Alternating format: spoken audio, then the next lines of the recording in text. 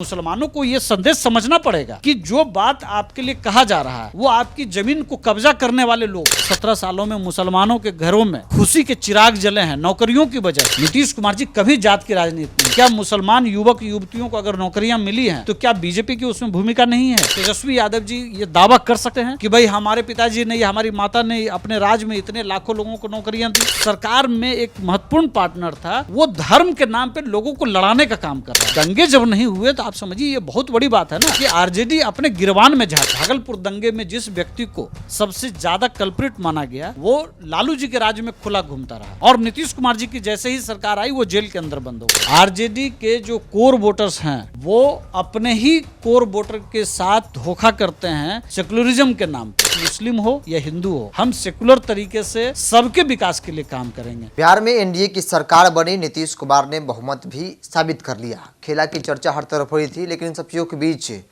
3 RJD के विधायकों ने तेजस्वी यादव का साथ छोड़ दिया क्रॉस वोटिंग की नीतीश कुमार के लिए। तेजस्वी यादव सदन में भाषण दे रहे थे और इस दौरान उन्होंने रोजगार नौकरी को लेकर खूब चर्चा की और कहा कि आप लोग क्या बोलेंगे जनता के बीच जाएंगे तो हम तो कहेंगे कि हमने नौकरी दिया, जो काम आप लोगों ने 17 सालों में नहीं किया उस काम को हमने 17 महीना में करके दिखाया है। मतलब 17 साल बनाम 17 महीने की लड़ाई जो है आगामी चुनाव में देखने को मिलेगी। मेरे साथ एनडीए के सहयोगी उपेंद्र कुशवाहा पार्टी के प्रवक्ता है राहुल कुमार जी। 17 साल 17 महीना एक बड़ी चुनौती के तौर पर मान रही, चूंकि तेजस्वी ने चैलेंज किया है कि इसी मुद्दे पर होगी चुनाव। देखिए इसमें कोई चुनौती की कोई बात नहीं है। माननीय मुख्यमंत्री नीतीश कुमार जी ने बहुत स्पष्ट तौर पर कहा कि हम इनके साथ काम करना चाहते थे, लेकिन ये पैसा कमा रहे थे, माल बना रहे थे। माल कहाँ बना रहे थे? पहले भी कई बार ये बातें आ चुकी हैं, चाहे वो भूमि सुधार विभाग हो या इस तरह के कई ऐसे विभाग हैं जहाँ पे आपको मालूम है कि ट्रांसफ़र पोस्टिंग में बड़े पैमाने पर पैसे का लेन देन की बात आई और माननीय मुख्यमंत्री जी के हस्तक्षेप से उसको बदला भी गया था। तो ये चीज़ें बहुत स्पष्ट तौर पर चीज़ें आई थी। नीतीश कुमार जी ने बहुत साफ शब्दों में जो कहा उसकी शुरुआत 2005 में ही हो गई थी इस रूप में नौकरियों को लेकर के। उन्होंने कहा कि हमने पार्ट 2 जो 7 निश्चय शुरू किया है उसका लक्ष्य हमारा था कि हम 10 लाख से ज़्यादा लोगों को हम पक्की नौकरी और दूसरे तरह की चीज़ों में हम शामिल करेंगे। 2005 के बाद लाखों की संख्या में teacher, nurse, doctor, engineer, police, महिला पुलिसकर्मी, आप मतलब कल्पना नहीं कर सकते हैं। आप देखेंगे 2005 के बाद नीतीश कुमार जी ने एक नई तस्वीर लिखी, अति पिछड़ों के भाग्य बदलने का काम किया। उन्होंने आज आरक्षण नहीं दिया। जाति जनगणना या जाति गणना जिसको हम कहते हैं या जातिगत सर्वे कहते हैं, ये आज नहीं हुआ। ये नीतीश कुमार जी की प्लानिंग का हिस्सा था और 2005 में जब वो सरकार में आए थे तभी से उन्होंने लाखों लोगों को नौकरियां दी और उसमें अति पिछड़ों और महिलाओं को बड़ी भागीदारी मिली। क्या तेजस्वी यादव जी ये दावा कर सकते हैं कि उनके पिता या उनकी माताजी के राज में, मैं तो कहता हूं कि एक वाइट पेपर ही निकाल लें तेजस्वी जी कि भाई हमारे पिताजी ने या हमारी माता ने अपने राज में इतने लाखों लोगों को नौकरियां दी। तो जो तस्वीर चली आ रही थी उसमें नीतीश कुमार जी का मकसद बहुत क्लियर था। शिक्षा विभाग में मसौदा तैयार हो चुका था, उसमें विजय चौधरी जी के समय में सब कुछ प्लानिंग हो चुका था, बस उसको एग्जीक्यूशन के समय में सरकार बदल गई। तो इसका मतलब ये नहीं कि हमने नहीं दिया, उन्होंने दिया। मनसा जिनकी होती है वो नियमित देते हैं और मनसा नीतीश कुमार जी की बहुत साफ थी और वो दिखा। नई सरकार आ गई है, आप देखिए सम्राट चौधरी जी ने जो डिप्टी सीएम हैं बिहार के, उन्होंने बहुत स्पष्ट तौर पर एक नई तस्वीर भी उन्होंने लिखनी शुरू कर दी है। 30,000 से ज़्यादा नौकरियों की घोषणा उन्होंने की और उसके बाद अभी TRE 3 की बात हो रही है जिसमें बात आ रही है कि 60 से 65,000 लोगों को नौकरी दी जाएगी और उसके बाद TRE 4 भी अगस्त सितंबर में आने की उम्मीद है। तो आप मान करके चलिए कि शिक्षा विभाग से लेकर के तमाम विभागों में नौकरियों के मिलने का ये सिलसिला आगे भी जारी रहेगा। ये 17 महीने बनाम 17 साल ये तब होता जब हमारे ऊपर ये दाग होता कि हमने 17 साल में किसी एक को नौकरी नहीं दी। हम 17 साल में एनडीए 17 साल के पहले महीने में दे रहे हैं और 17 साल के जिस अंतिम अभी अगर मैं कहूं कि ये जो नई सरकार का जो पहला महीना होगा उसमें भी लाखों नौकरियों के साथ शुरू कर रहे हैं। तो जो नियमित अनवरत दे रहे हैं उनके लिए 17 बनाम 17 साल क्या? मेरा ये मानना है कि तेजस्वी जी शायद ये कहना चाहते हैं कि उनके माता पिता ने जो 15 साल में कमाया वो शायद कोशिश कर रहे थे कि 15 महीने में कमा लें, और उसमें सबसे बड़े अवरोधक के रूप में नीतीश कुमार जी सामने आ गए। इस बात का गम है उनको। सवाल तो तभी उठ जाता है राहुल जी कि नीतीश कुमार 20 के चुनाव में कह रहे थे कि कहाँ से नौकरी आएगी, पैसे कहाँ से आएंगे। उस बयान को भी कोट किया जा रहा था। तेजस्वी यादव सदन में कहा कि आप कह रहे थे और हमारे साथ आए तो हो गया, तो इसलिए भी चर्चा हो रही है, इसलिए भी वो दावे कर रहे हैं कि हमने किया है। देखिए, उसको समझना पड़ेगा थोड़ा।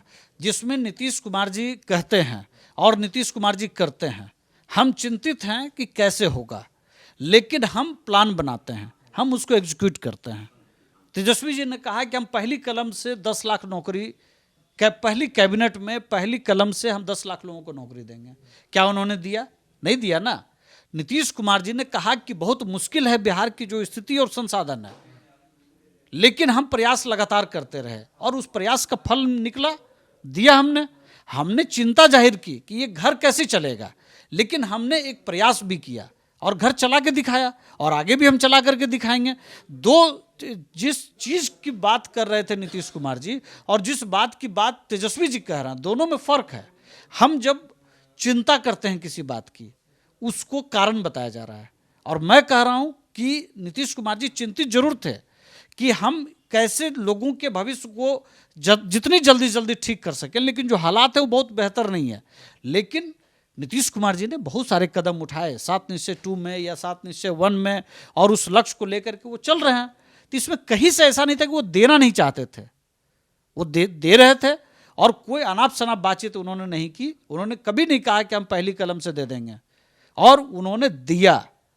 वो सिर्फ ये कह रहे हैं कि हमने पहली कलम से देना था 10 लाख, तो कहाँ दिया बताइए आप मुझे।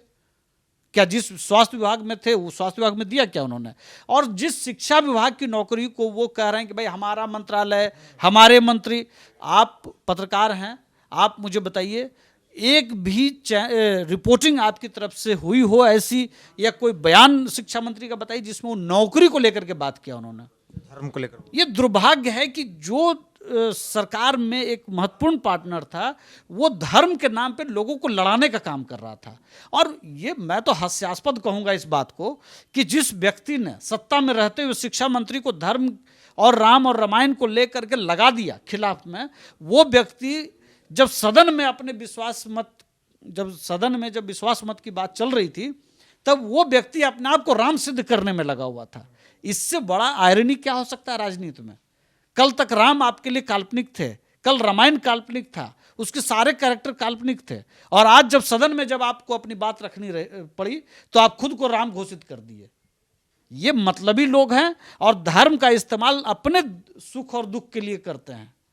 आपने धर्म का जिक्र किया तो कल नीतीश कुमार ने मुसलमानों को लेकर जो कहा, आरजेडी को कहा कि भाई आपके रीजन में क्या होता था, सबसे ज़्यादा दंगे होते थे, मुसलमानों को क्या मिला। तो नीतीश कुमार आखिर क्या कहना क्या चाह रहे थे? क्या लगा जाए कि तो धर्म की बात हो रही, हिंदू की बात हो रही, तो नीतीश कुमार भी इसी बहाने मुसलमानों को टारगेट कर रहे थे कि अपने पक्ष में कुछ किया जाए। देखिए, नीतीश कुमार जी ने जो कहा वो बहुत महत्वपूर्ण है। आपका सवाल मैं समझता हूँ कि बहुत मौजू है आज के समय में। नीतीश कुमार जी के पूरे राजनीतिक जीवन को समझना पड़ेगा कि उन्होंने क्या कभी जातिगत राजनीति की, क्या उन्होंने धर्म के आधार पर कोई राजनीति की। उनका मकसद सुशासन और विकास रहा है। और जिस व्यक्ति की चर्चा करनी चाहिए, भागलपुर दंगे में जिस व्यक्ति को सबसे ज़्यादा कल्प्रिट माना गया, वो लालू जी के राज्य में खुला घूमता रहा, और नीतीश कुमार जी की जैसे ही सरकार आई वो जेल के अंदर बंद हो गया। तो सुशासन कहेंगे इसको या धर्म कहेंगे? सेकुलरिज्म क्या होता है? सेकुलरिज्म का मतलब होता है कि हर धर्म का सम्मान करना। मैं कह रहा हूं कि आप पिछले 17 साल के आंकड़ों को उठा लीजिए। आप नौकरी की बात अभी थोड़ी देर पहले हो रही थी। आज जितने बड़े पैमाने पे 17 सालों में मुसलमानों के घरों में खुशी के चिराग जले हैं नौकरियों की वजह से, चाहे वो लड़कियां हों, चाहे वो लड़के हों, चाहे वो गरीब लड़कियां क्यों ना हो, गरीब परिवार से आने वाले।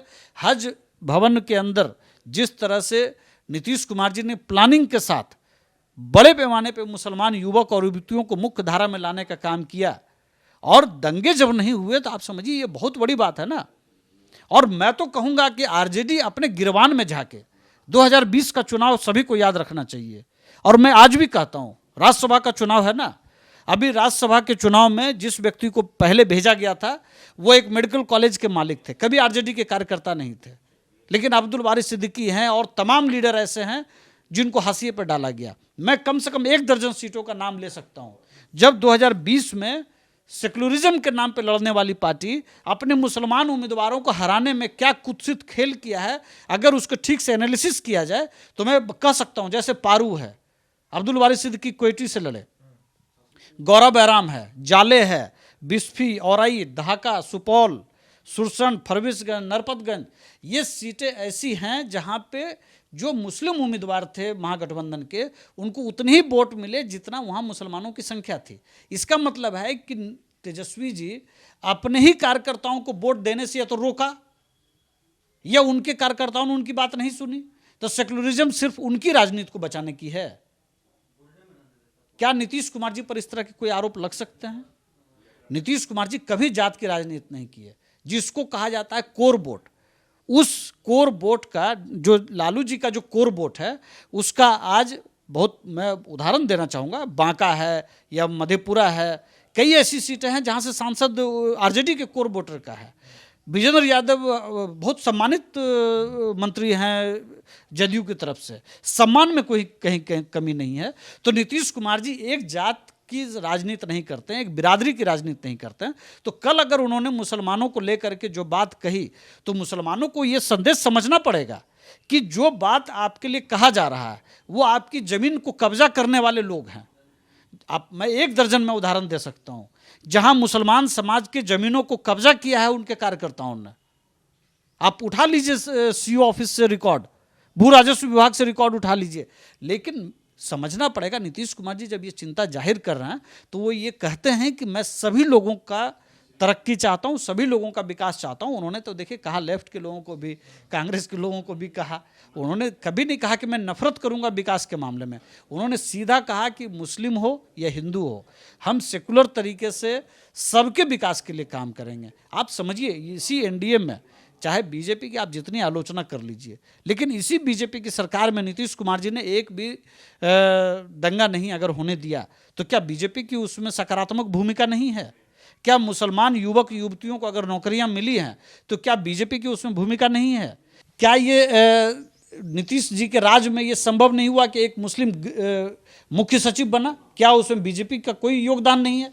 तो मुझे लगता है कि ये एनडीए के खिलाफ जानबूझ करके आरजेडी के लोग भड़काने की कोशिश करते हैं। लेकिन यहाँ ऐसी कोई बात नहीं है, सभी का विकास होगा, सर्वांगीण विकास होगा। और बिहार कल समझिए कि एक बड़ी लड़ाई जीता है और एक सकारात्मक पॉलिटिक्स, सकारात्मक विकास देखने को मिला। आप कह रहे हैं कि भाई जहां मुसलमान कैंडिडेट होते हैं आरजेडी के, वहां यादव वोट नहीं करते। बहुत सब स्पष्ट यही समझा जा रहा है। मैंने तो जितनी सीटों का नाम लिया है 2020 के रिकॉर्ड उठा करके आप देख लीजिए, आपको पता चल जाएगा। आरजेडी के जो कोर वोटर्स हैं वो अपने ही कोर वोटर के साथ धोखा करते हैं सेकुलरिज्म के नाम पे। उपेंद्र कुशवाहा की पार्टी की तरफ से नीतीश कुमार के बयान के मायने भी समझाया गया है, चूंकि सदन में खड़े होकर नीतीश कुमार ने मुसलमानों को लेकर जिस प्रकार से आरजेडी पर, तेजस्वी यादव पर आरोप लगाए, उन आरोपों का आधार क्या है? चूंकि कई ऐसे सीट है जहां पे मुसलमान कैंडिडेट थे लेकिन वो हार गए। कारण जो है आरजेडी का कोर वोटर उनको वोट नहीं दिया। सहयोगी अजय के साथ बिरजू सिंह, पटना।